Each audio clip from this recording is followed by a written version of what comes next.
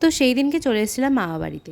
সন্ধ্যাবেলায় একটু মামার সাথে ঘুরতে বেরিয়েছিলাম। আগের একটা মিনি ব্লগে তোমাদেরকে আমি বলেছিলাম মামা বাড়িতে একটা অনুষ্ঠান আছে, সেই জন্যই কেনাকাটি চলছিল। হ্যাঁ, কালকে হচ্ছে আমার মামা ছেলের অন্নপ্রাশন, তাই জন্য আগের দিন আমরা চলে এসেছিলাম মামা বাড়িতে। আর সন্ধ্যাবেলা মামার সাথে একটু ঘুরতে বেরিয়েছিলাম। কৃষ্ণনগরে আসা মানে তো আমার মোমো খাওয়াটা মাস্ট। আর রাস্তায় যেতে যেতে দেখতে পেলাম একটা ফুলের ভ্যান।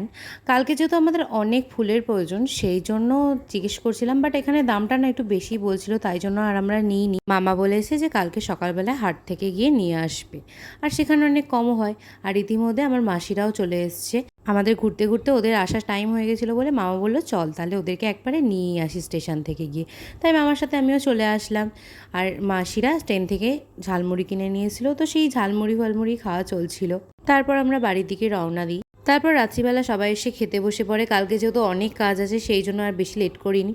আর ভাইয়ের অন্নপ্রাশন বললে আমি আগের দিন হাতে মেহেন্দি করেছি, আর কালারটা কিন্তু ভীষণ ভালো এসেছিল। পরের দিন অবশ্য আরও ডিপ হয়ে গেছিলো কালারটা। আমার হাতে না স্টেনটা ভীষণ সুন্দর আসে আর খুব তাড়াতাড়ি আসে, কিন্তু ব্যাপারটা হচ্ছে বেশি দিন থাকে না। তো চলো আজকে এই পর্যন্তই, টাটা।